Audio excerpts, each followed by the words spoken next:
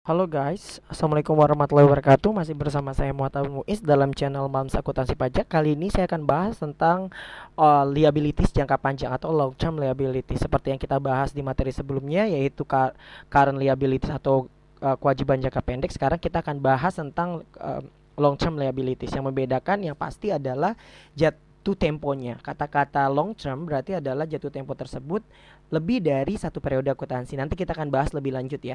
Nah, nanti kita di sini akan bahas tentang utang obligasi, yaitu jenisnya seperti apa, terus yang kedua wesel bayar jangka panjang, dan yang ketiga isu-isu spesial. Yang pertama kita akan bahas tentang tujuan dari pembelajaran ini terlebih dahulu. Nah, tujuannya nanti kalian supaya memahami apa sih yang maksud dengan utang obligasi dan jenis-jenisnya, sampai dengan memahami penyajian dan analisis liabilitas jangka panjang.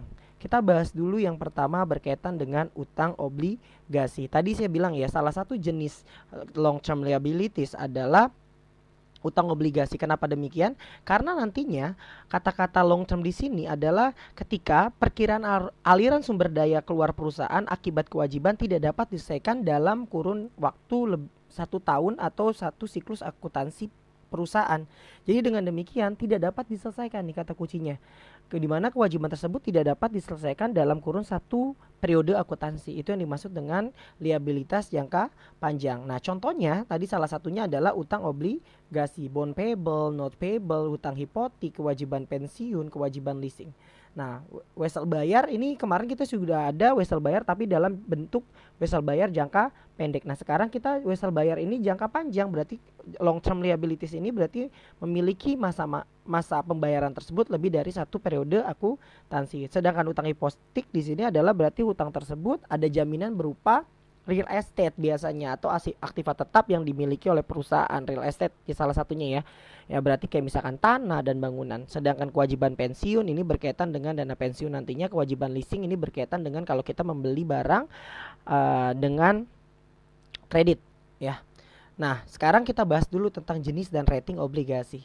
Di sini penerbitnya ada corporate berarti perusahaan, government berarti pemerintah, municipal ini maksudnya adalah daerah ya, misalkan Tangerang atau Jawa Barat dan lain-lain. Nah, pembayarannya kalau kita lihat dari segi pembayaran bunga, kalau corporate itu ada yang zero kupon. Ya, zero kupon itu intinya adalah pembayaran bunganya tanpa adanya zero kupon atau tanpa adanya bunga. Nah, terus keuntungan dari mana? Yaitu selisih harga beli dan harga jual dari obligasi tersebut.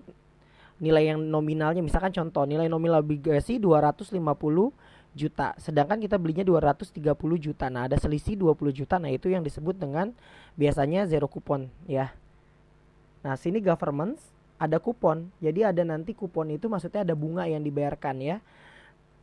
Bunga yang dibayarkan. Sedangkan municipal itu ada fixed kupon, ada floating kupon.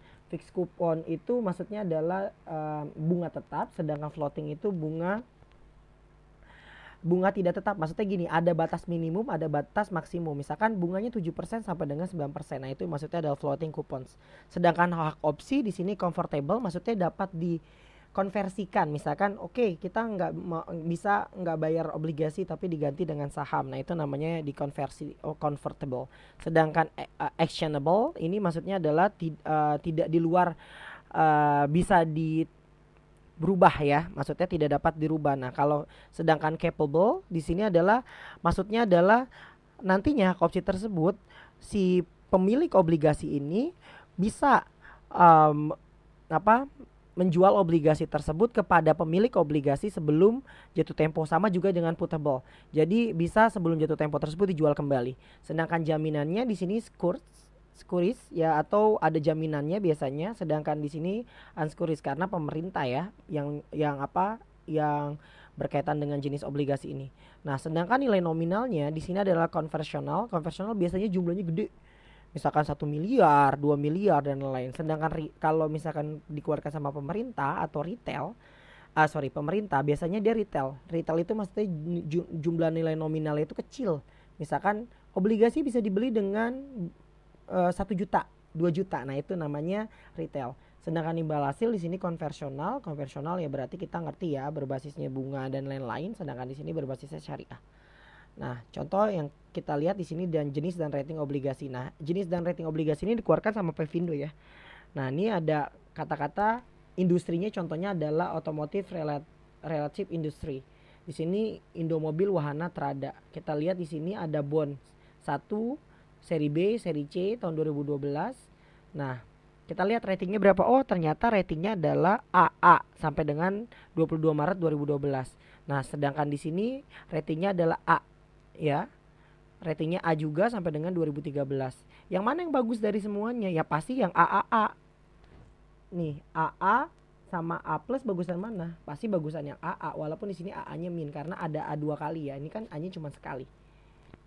Nah, penilaian yang tadi berkaitan ini yang nilai adalah Pvindo. Sekarang kita lihat dulu penilaian obligasi itu oleh emiten harus memuat apa sih? Yang pertama harus menetapkan penjamin emisi. Penjamin emisi itu adalah orang yang berhak mengeluarkan nanti penerbitan obligasi yang memiliki gelar WPEE.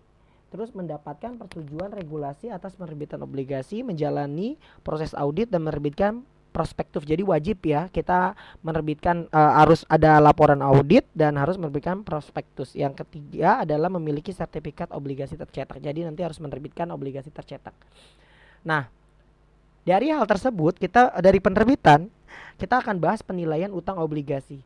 Nah, harga jual atas penerbitan obligasi ditetapkan oleh mekanisme permintaan dan penawaran. Kalau permintaannya banyak, pasti harga obligasi itu tinggi nantinya karena orang banyak yang mau beli kan. Nah, berarti nanti bisa jadi dijual dengan harga premium.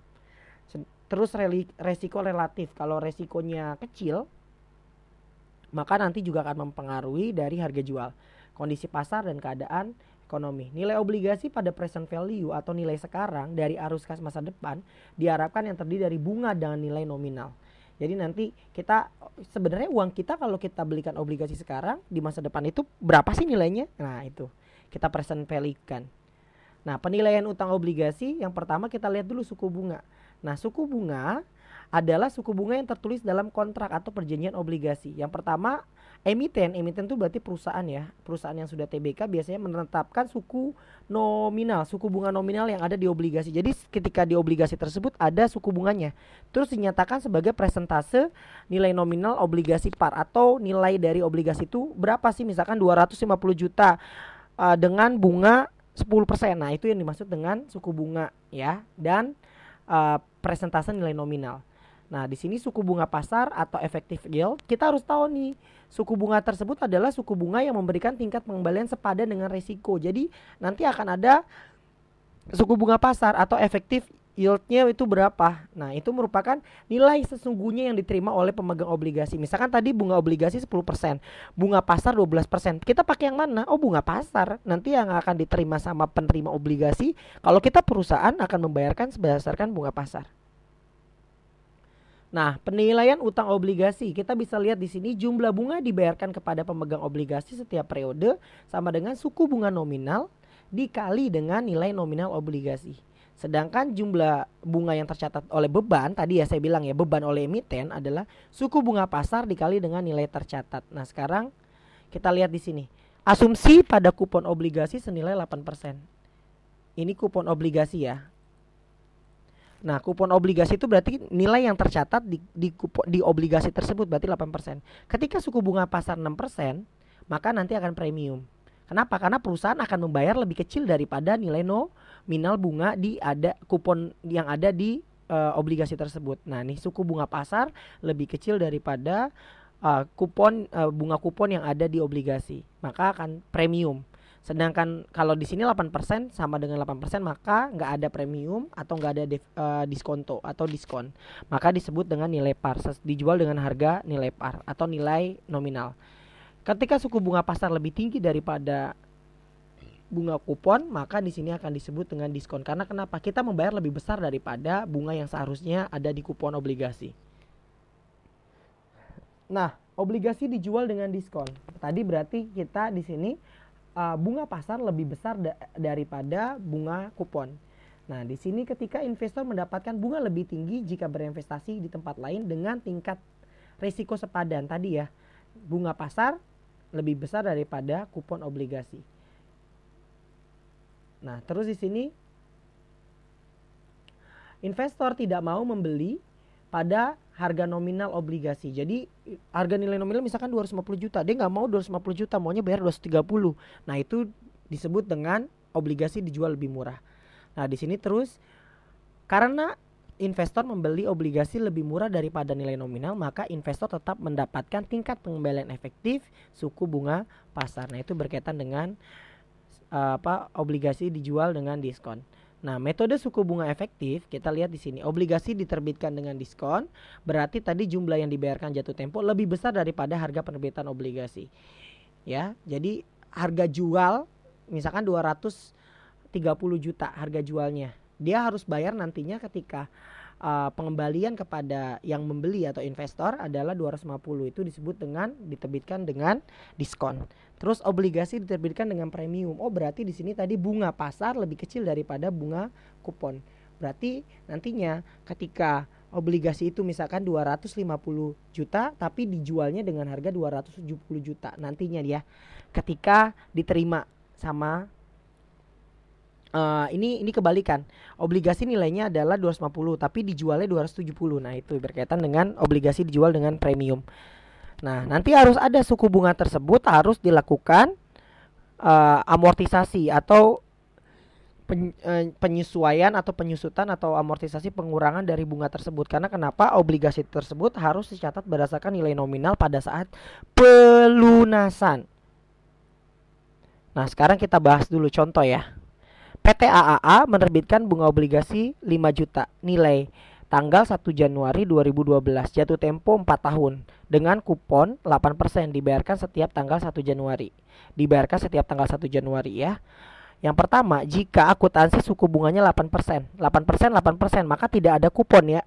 Nah, tidak ada premium maupun diskon. Sedangkan nomor 2 di sini bunga pasarnya 6, berarti di sini akan ada premium. Sedangkan kasus 3 di sini kuponnya 10%. Oh, berarti otomatis di sini akan disebut dengan diskon. Nah, kupon dibayarkan tinggal 1 Juni dan 1 Januari, semi anual kalau di sini ya. Nah, sekarang kita bahas dulu yang obligasi dijual dengan at par. Jadi bunga pasar sama bunga kupon sama. Nah, nih maksudnya gini. Bunga pasarnya ada 8%. Ini kan tadi bunga yang harus dibayarkan kan oleh perusahaan kepada si investor. Berarti kalau kita lihat di sini, contohnya tadi berarti 5 juta ya. Berarti berapa sih bunga yang harus dibayarkan setiap Januari? Oh, berarti di sini Januarinya kita present value kan. Berarti Januari 2013 nanti akan dibayar 400 ribu. Nah, dapat dari mana 400 ribu? Nah, ini kita lihat di sini. 400 ribu kan berarti tadi 8% dikali dengan 5 juta. Berarti bunga yang dibayarkan setiap kali dia melakukan pembayaran bunga adalah 400 ribu ya. Jadi 8% dikali dengan harga dari obligasi. Nah, sekarang kita lihat dulu. Betul gak sih obligasi tersebut sesuai dengan at par-nya? Nah, kita lihat. Tadi kan kita lihat ya, yang kita keluarkan tadi nilai nominal tersebut, apakah ketika di present value kan jumlahnya sama atau tidak? Nah, kita present value kan nilai nominal. Tadi nilai nominal obligasi kan 5 juta. Nah, dikali dengan rumus present value kebalikan 1 dibagi 1 plus I pangkat N. Berarti 1 dibagi 1 plus 0. Bunganya kan tadi 8%, berarti 0,08. Pangkatnya 4 ini 4 tahun, maka didapat adalah 3 juta sekian-sekian. Sedangkan untuk pembayaran kupon 4%, 400 ribu dikali dengan, nah ya, 1 dikurang 1 plus 0,8 pangkat min 4 dibagi 0,08. Hasilnya adalah 1.324.851. Oh, berarti betul. Nah, bunga tersebut sama dengan ya, obligasi tersebut nantinya dihasilkan adalah sesuai dengan nilai nominal atau at par. Karena kenapa? Harga jual obligasi 5 juta. Dengan bunga yang akan kita bayarkan nanti adalah 1.324.851. Ya, jelas ya. Nah, berarti bagaimana jurnalnya di sini? Nah, kita lihat jurnalnya berarti intinya adalah untuk yang mencatat jurnal akuntansi berkaitan dengan obligasi yang diterbitkan sesuai dengan nilai par, maka jurnal yang pertama adalah kas pada obligasi karena kita nerima uang. Ini bagi yang penerbit obligasi ya. Cash pada bond payable senilai 5 juta, kita nilainya adalah 5 juta karena kenapa? Tadi ya saya bilang obligasi tersebut dijual dengan nilai nominal ya. Terus beban bunga obligasi adalah 400 ribu. Nah, ini tanggal 31 karena belum dibayarkan ya. 400 pada utang obligasi 400. Nah, pada tanggal 1 Januari maka kita akan bayarkan utang obligasi pada cash senilai 400.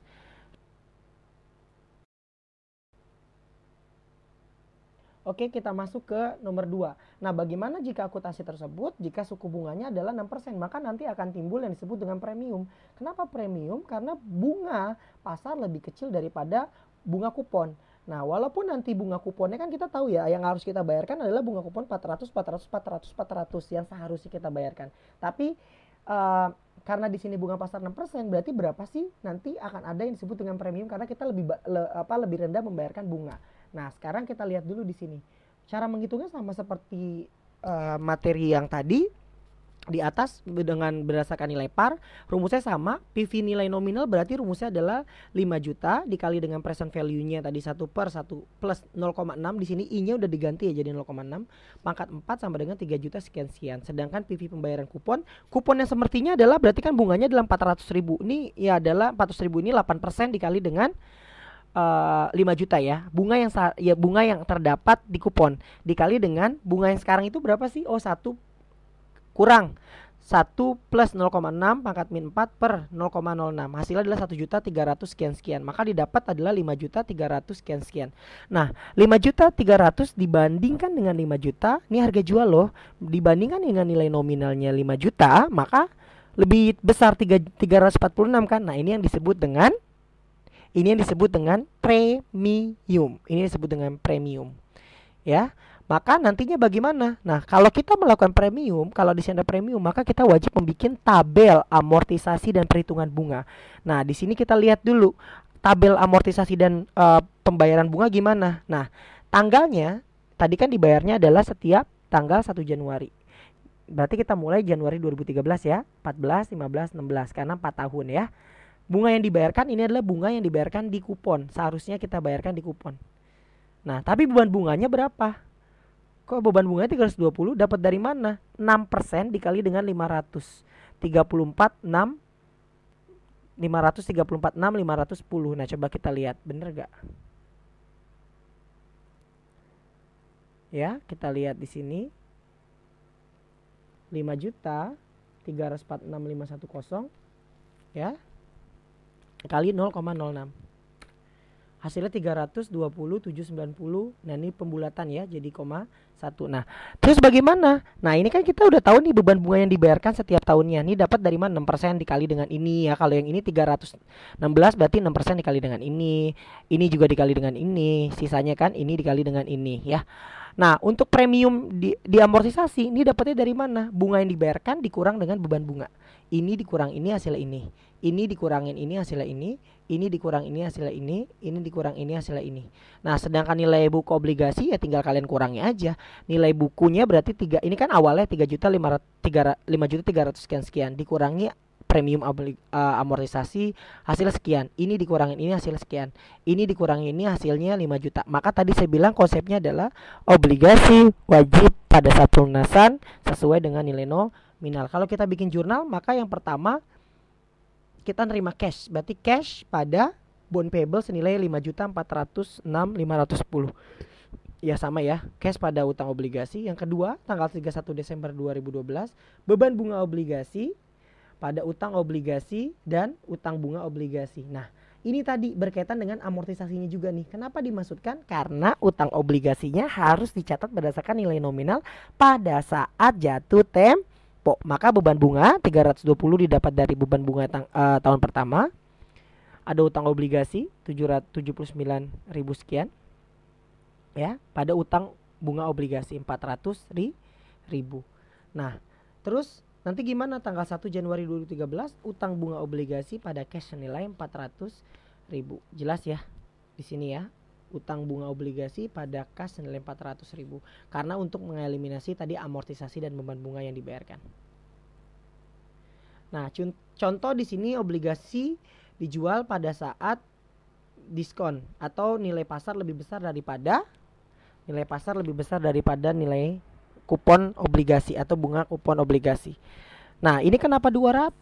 Nah, karena dibayarkan adalah tadi dua kali dalam setahun ya. Berarti di sini Juli dan Januari. Januari, Juli, Januari, Juli, Januari, Juli. Maka 400.000 dibagi 2. 200, 200, 200, 200. Maka bagaimana cara kita ngitungnya? Sama kayak tadi ya. Maka nilai nominalnya 5 juta dikali dengan 1 per. Ini kenapa 0,5? Karena dibayarkannya adalah 2 kali setahun. Jadi 5% kan? 10% dibagi 2. Nah, 8. Kenapa bukan 4? Karena di sini tadi dibayarkannya adalah per 1 tahun itu 2 kali, maka jadi 8. Hasilnya 3 juta sekian-sekian. PV pembayaran bunga kupon kita pakai yang di atas 200.000 dikali dengan 1 juta dikali dengan 1 per 1 plus 0,5 pangkat min 8 dibagi dengan 0,05, hasilnya adalah 1 juta 200 sekian-sekian, maka hasilnya 4 juta. Nah, ini harga jualnya. Sedangkan nilai nominal obligasi tadi berapa? 5 juta. Maka akan timbul yang disebut dengan diskon. Nah, kita bikin sama seperti tadi, kita wajib bikin yang disebut dengan tabel perhitungan bunga dan amortisasi ketika ada premium ataupun diskon. Nilai obligasi tercatat 4 juta. Beban bunga 233.842 itu dapat dari mana? Ya udah, tadi bunga yang dibayarkan adalah 5% ya, berarti 0,05 dikali dengan 4 juta 676.840.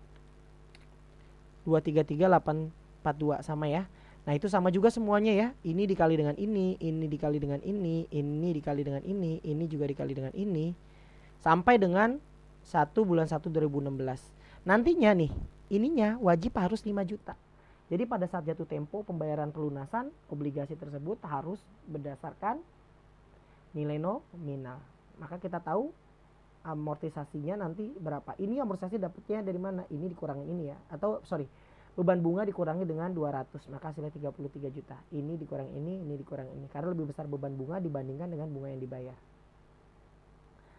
Nah, berarti jurnalnya adalah kas pada utang obligasi 4 juta.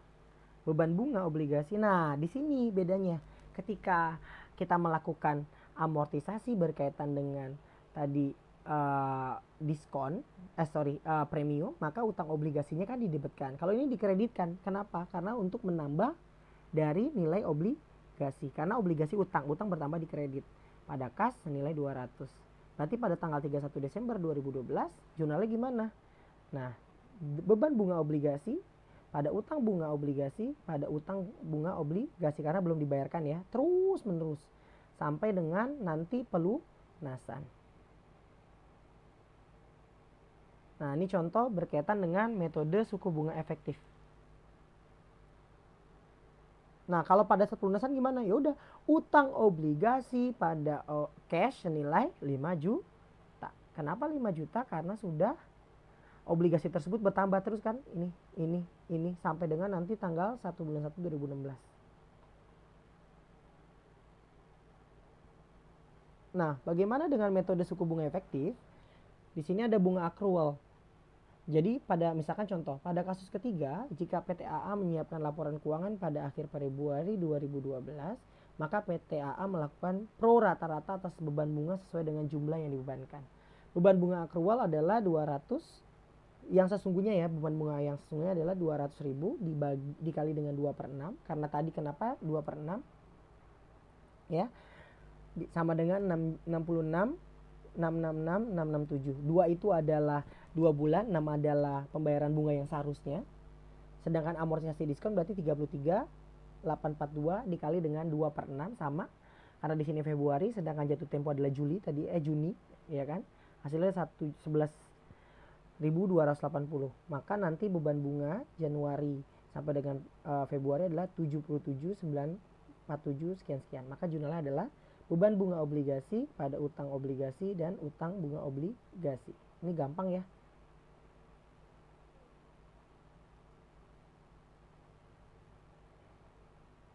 Kita langsung ke metode suku bunga efektif. Contohnya lagi ya di sini. Obligasi dijual antara tanggal pembayaran bunga.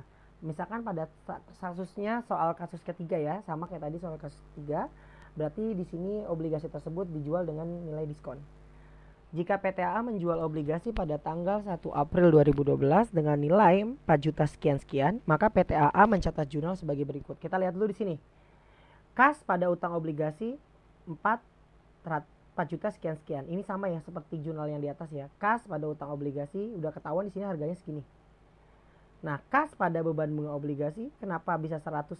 Nah, kita lihat dulu. Di obligasi tersebut dijual pada saat di antara tanggal pembayaran bunga. Nih. Tadi bunganya dibayarkan adalah 31 Juni.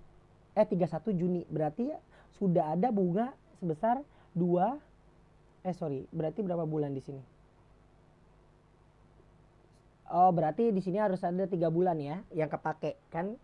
Berarti adalah 5 juta dikali dengan ini 1 Januari sampai dengan 1 April ya, 1 Januari sampai dengan 1 April, Berarti adalah beban bunga accrual, berarti 1 Januari sampai dengan 1 April 2012 adalah 100.000. Kas pada beban bunga obligasi senilai 100.000.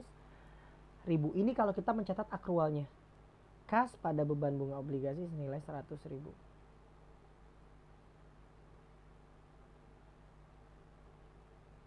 Kita masuk di sini beban bunga yang dicatat saat jatuh tempo kupon 1 Juli dihitung sejak 1 April 2013. Nah, bagaimana kita menghitung pembayaran bunga yang sesungguhnya? Tadi kan kita bunga accrual. Nah, bunga accrual tersebut adalah bunga yang harus dicatat. Nah, sekarang bagaimana kita mencatat akuntansinya? Nah, kita lihat di sini beban bunganya berarti kan tadi udah kita dapat di sini kan dari April, Mei, Juni. Berarti 3 bulan ya. 4 juta sekian-sekian dikali dengan 10% dikali dengan 3/12.